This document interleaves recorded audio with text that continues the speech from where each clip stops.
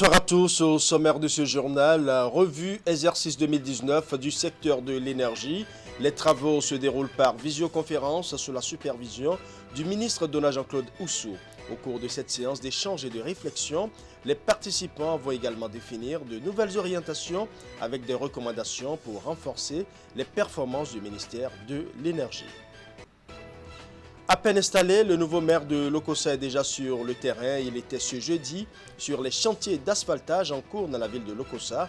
Le nouveau maire était pour la circonstance accompagné d'un de ses prédécesseurs, Dakwe Sossou, le point de sa visite dans ce journal.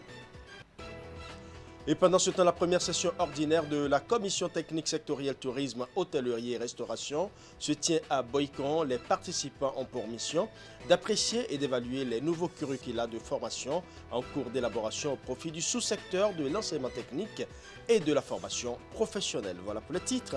Mesdames et messieurs, à nouveau, bonsoir. Séance d'échange et de réflexion sur les réalisations des différentes directions du ministère de l'Énergie ce vendredi 12 juin. Cette revue, exercice 2019 du secteur de l'énergie, qui s'est déroulée par visioconférence, est placée sous la houlette du ministre Donat Jean-Claude Oussou. Il était surtout question de définir de nouvelles orientations avec des recommandations pour renforcer les performances du ministère. Suivant. C'est par visioconférence que le cadre, partenaire technique et financier du ministère de l'Énergie tiennent ce vendredi les travaux de la revue du secteur de l'énergie, exercice 2019. Une séance conduite sous la supervision du ministre Donat Jean-Claude Oussou depuis la salle de conférence du ministère de l'Énergie. Intervenant de leur bureau à Cotonou et hors du territoire, les participants à cette revue auront à examiner le point de la mise en œuvre des recommandations issues de la revue exercice 2018 et de la mise en œuvre du plan de travail annuel gestion 2020. Ils auront également pour tâche d'examiner les enjeux et défis de l'accès à l'électricité pour tous et l'impact de la pandémie de coronavirus sur les activités du secteur de l'énergie.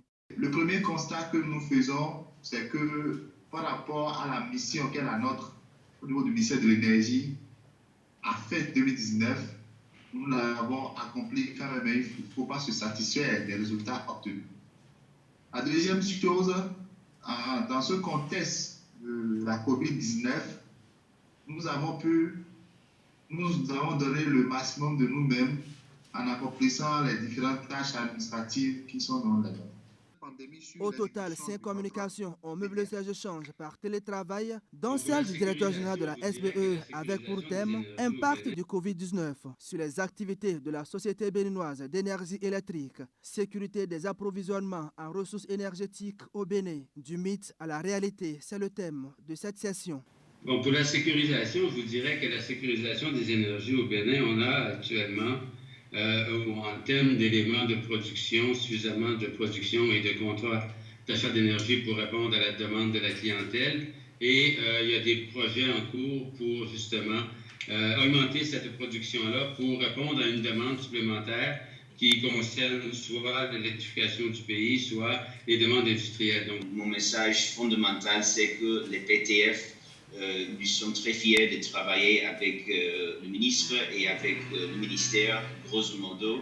Nous allons continuer d'être à côté du gouvernement pour s'assurer que les services de l'électricité pourra nourrir la croissance économique et être, comme dit le ministre de Socle, du développement de la nation. Les travaux de cette revue ont été sanctionnés par des recommandations, 9 au total, avec leur délai d'exécution. Ces recommandations vont de l'adoption de documents de politique à leur plan d'action, ainsi que de l'amélioration du cadre réglementaire du secteur pour favoriser donc un meilleur service et la pérennisation de ces services au profit des populations bénéficiaires de nos différentes actions du secteur de l'énergie. L'ambition du gouvernement dans le secteur de l'énergie est quasiment sans limite, puisque vous avez vu qu'un nouveau projet ambitieux vient de naître cette année, qui est le projet Bénin Prospère, dont l'ambition est de connecter plus de 120 000 ménages et plus de 3 000 petites et moyennes entreprises dans les 2-3 années à venir. Le secteur de l'énergie est l'un des axes majeurs du programme d'action du gouvernement. La mise en œuvre effective de ces recommandations permettra d'améliorer le taux d'exécution des ressources du ministère et par conséquent faciliter l'accès à l'électricité au profit des populations. La BOAD est là. Réception d'un important lot de matériel au profit des pensionnaires des établissements pénitentiaires du Bénin. Il s'agit de matériel pour limiter la propagation du coronavirus dans les prisons, mais aussi des appuis pour aider les détenus à s'initier à des activités génératrices de revenus pour faciliter leur réinsertion sociale. La cérémonie de remise de ces matériels a eu lieu au siège de l'agence pénitentiaire du Bénin. Reportage. Sur sa route pour une campagne déterminée à limiter le mal qui secoue actuellement le monde, le Bénin bénéficie de l'appui du Programme des Nations Unies pour le développement, dont l'intervention ici est à double objectif. Participer à stopper l'évolution de la pandémie dans le milieu carcéral en offrant des kits de lavage de mains et initier les pensionnaires à des activités formatrices et à but lucratif, visant à long terme l'insertion sociale à travers le don de matières premières pour la fabrication de savon liquide. Et les actions engagées portent déjà leurs fruits. Les 5 établissements pénitentiaires retenus pour la fabrication ont produit 18 325 litres de savon liquide, 2 895 litres d'eau de javel et 1057 litres de gel hydroalcoolique. Je ne peux que manifester de la joie et de la reconnaissance à l'endroit du PNUD pour ces différentes actions qui renforcent les mesures de sécurité sanitaire au niveau des établissements pénitentiaires. Les appuis et accompagnements prévus pour atteindre l'investissement d'environ 250 000 $ au profit du PAJREC dans sa mise en œuvre viennent par à coup. Et c'est bien la bonne stratégie puisque cela permet un suivi rigoureux de la mise en œuvre du programme, devant répondre, même si c'est à moitié, aux énormes défis des établissements pénitentiaires au Bénin. Ces défis ont pour nom des problèmes d'hygiène, des questions de prise en charge sanitaire, la surpopulation carcérale créant la promiscuité avec le risque élevé de partage de différentes pathologies, etc. Il y a au total 11 établissements pénitentiaires au Bénin. Le gouvernement travaille ainsi à y développer de meilleures conditions de séjour grâce à l'appui de ses partenaires. 24 000 masques de protection en tissu, 200 masques chirurgicaux, des gels hydroalcooliques et des dispositifs de lavage de mains. C'est la substance du précieux don qui a été fait ce mardi à la préfecture de Koufo par l'ONG Koufo Collaborative. Un geste qui vient pour contribuer à la prévention contre la Covid-19. Geoffroy Messin pour les détails. À la préfecture du département du Koufo, les responsables continuent de veiller au grain et de jouer pleinement leur partition dans l'effort national de protection de la population contre la Covid-19. En témoignent ces kits de lavage des mains obtenus grâce au partenariat préfecture du Koufo, ONG Koufo Collaborative. Des kits que le patron du département a mis ce mardi 9 juin 2020 à la disposition des communes relevant de son territoire de compétence.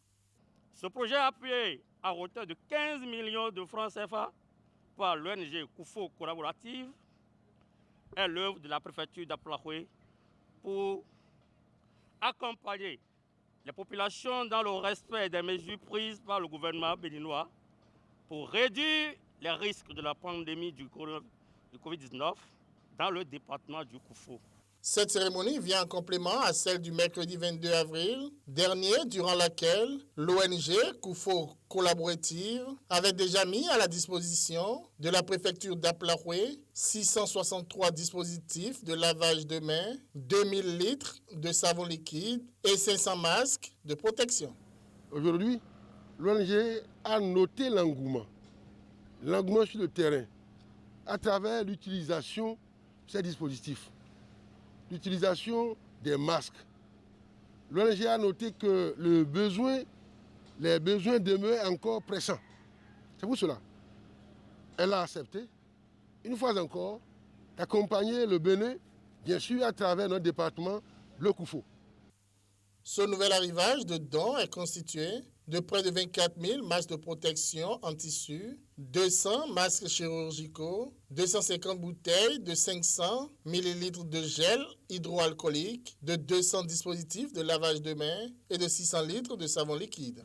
Embrasser sérieusement les gestes barrières pour vraiment éloigner de nous la maladie. Le COUFO, à travers donc ma modeste personne, dit un grand merci à l'ONG COUFO Collaborative. L'ONG COUFO Collaborative est implantée à Santa Fe, aux États-Unis. Elle est une ONG qui intervient pour l'amélioration du bien-être de la famille et de la communauté. Son président a pour nom James Leslie Kennel. Les chantiers d'asphaltage en cours dans la ville de Lokossa ont été visités par le nouveau maire. C'était ce jeudi au cours d'une descente qu'il a effectuée sur le terrain en compagnie notamment du député Dakbe Soso. Voici le compte rendu de Geoffroy Messin. Gervais Rumpekwenou fait ses premiers pas officiels hors de son bureau dans son costume de maire de la commune de Lokossa. Et ce sont les rues en cours d'asphaltage dans la cité qui ont eu ce privilège. Entouré pour l'occasion notamment de son premier adjoint, du député Dakbe Soso, du directeur départemental mono du cadre de vie et des responsables de l'entreprise en charge des travaux ainsi que de la mission de contrôle, il a sillonné quelques chantiers. Il a ainsi pu se rendre compte de l'avancement à grande échelle des travaux de bitumage de la rue 101 qui va de l'hôtel Rama à un exutoire au quartier Chikome. La rue Tribunal de Lokossa, Rouen, en cours de pavage, a aussi été visitée. Le premier objectif, c'est pour constater l'évolution des travaux et la qualité des travaux. Vous voyez, nous sommes allés vers la rue bitumée de Chikome et vous avez constaté l'évolution des travaux. Ils sont pratiquement à la dernière couche. Donc on peut dire de ce côté que c'est mention bien.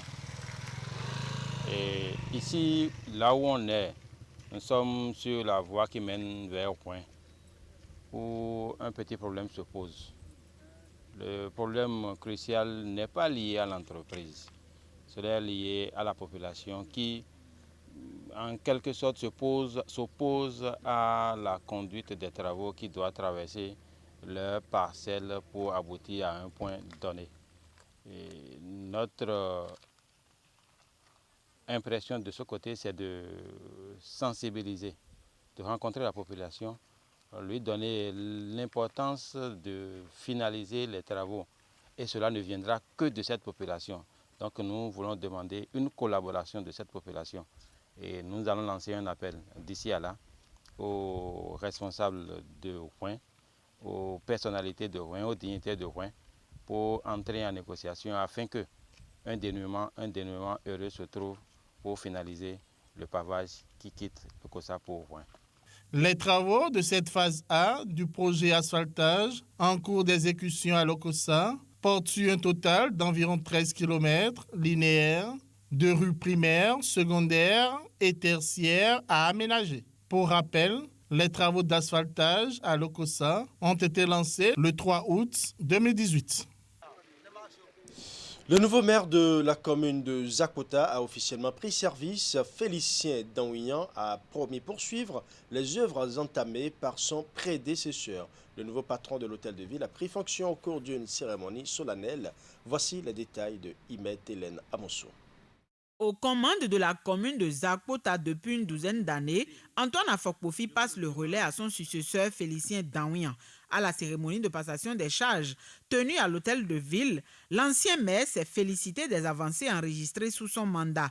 Il a ensuite appelé son ancien élève et camarade de parti devenu maire à multiplier les efforts de développement et provoquer la croissance économique. Tant qu'il reste à faire, rien n'a été fait. En 2003-2004, Zakota est la commune du Bénin où les classes sont fermées à 16h ou à 15h.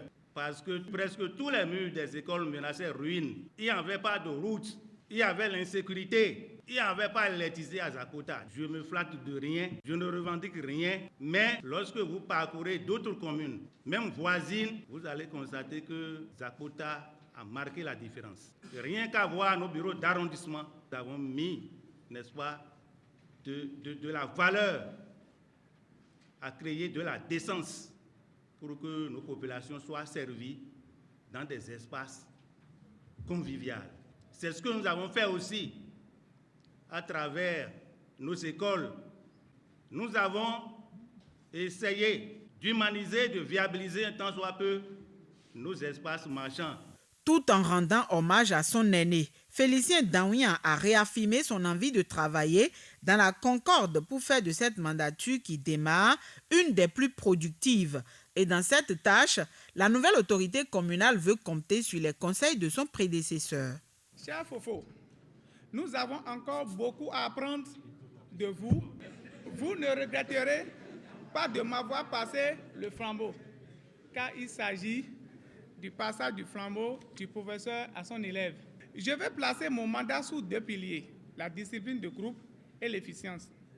Certes, les défis sont nombreux et ce, dans tous les domaines. Cependant, quelles que soient les meilleures pratiques que nous ayons en lien avec le programme d'action du gouvernement, il nous faut des ressources financières pour les concrétiser. Ainsi, pour avoir des moyens de notre politique, l'un de mes premiers chantiers est de maximiser et de diversifier nos sources de recettes propres.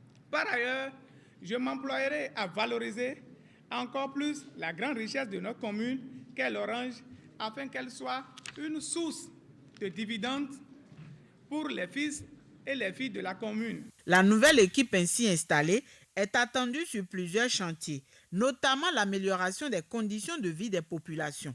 Mais pour y parvenir, il va falloir une forte mobilisation financière, ce dont le nouveau maire, de par sa formation de financier, a promis en donner des preuves. Première session ordinaire de la commission technique sectorielle tourisme, hôtellerie et restauration. Les assises de Boycon vont permettre aux participants de prendre connaissance et d'apprécier les nouveaux curricula de formation en cours d'élaboration. La démarche a pour objectif de susciter l'adhésion et l'accompagnement des acteurs du secteur privé au profit du sous-secteur de l'enseignement technique et de la formation professionnelle. Imet Elena Mousso. La rencontre est initiée dans le but d'arrimer les programmes de formation en tourisme, hôtellerie et restauration aux besoins réels des entreprises. Ceci pour permettre une meilleure employabilité des jeunes et leur rapide insertion dans la vie active. Pendant 2 jours, les participants vont prendre connaissance et apprécier les nouveaux curricula de formation en cours d'élaboration. Parce que ce que l'on constate aujourd'hui et qui est déplorable, c'est que les formations qui sont délivrées, qui ne répondent pas vraiment aux attentes des opérateurs touristiques privés. Que ce soit dans les hôtels, que ce soit dans les agences de voyage, que ce soit au niveau d'autres activités telles les compagnies aériennes, des gens que nous recrutons, eh bien, c'est bien souvent à l'employeur lui-même de reprendre la formation technique et professionnelle de ces arrivants-là pour les mettre à niveau. Il est question de partager d'abord et de s'approprier, je vais même dire, la politique gouvernementale en matière de promotion du tourisme, d'hôtellerie et de restauration et les différents projets liés à sa mise en œuvre qui doivent générer forcément des emplois. Avec l'organisation de ces assises, c'est un pas qui vient encore d'être franchi dans la mise en œuvre de la politique nationale de relance du sous-secteur enseignement technique et formation professionnelle. Depuis plusieurs années maintenant, le gouvernement en a fait une priorité.